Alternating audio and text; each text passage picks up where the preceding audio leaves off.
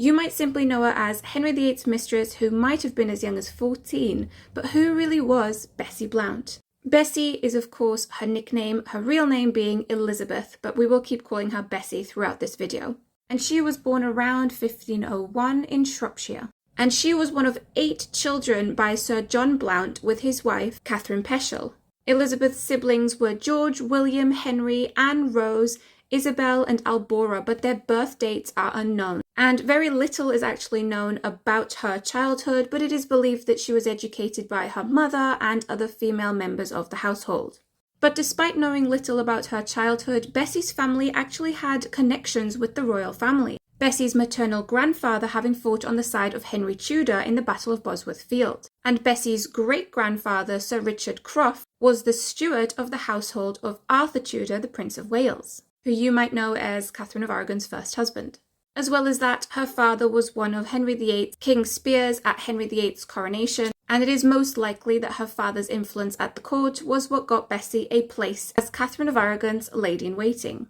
Bessie quickly became known as one of the court's beauties. Thanks to her mother's education, she could sing and dance really well, and she quickly became one of Henry VIII's favourites. And in 1514, she is actually mentioned in a letter to Henry from Charles Brandon, his good friend. The letter infers that Henry VIII and Charles Brandon were partners in flirtation with Bessie Blount, and it is therefore believed that she became his mistress around 1514, if not prior. And this affair lasted for about 5 years. In June of 1519, Bessie went on to give birth to Henry VIII's bastard boy, Henry Fitzroy.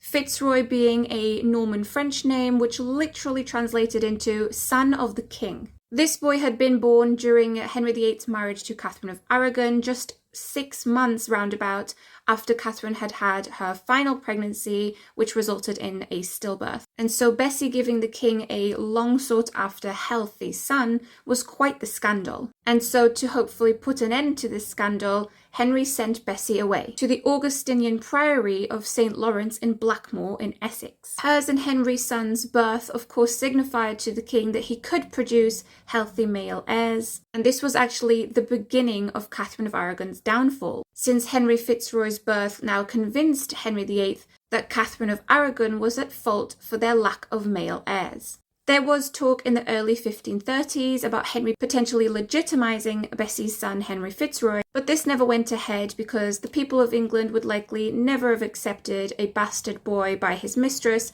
rather than his legitimate daughter Mary by his true wife Catherine of Aragon. Following his son's birth, however, Henry quickly lost interest in Bessie Blount, and in 1522 she went on to marry Gilbert Talboys, which was likely arranged by Thomas Wolsey under the order of Henry VIII. And after her marriage to Gilbert, his financial standing changed dramatically. Gilbert was given lands in Lincolnshire, in Warwickshire, and in Yorkshire. And following their daughter Elizabeth's birth, they went on to have 2 more children within their marriage until Gilbert's death in 1530. Shortly after his death, Elizabeth went on to marry again to a man named Edward Clinton, who was 14 years younger than Bessie herself. Edward was in service to Henry VIII and his 3 successors during their reigns, and he was created the first Earl of Lincoln in 1572 under Elizabeth I.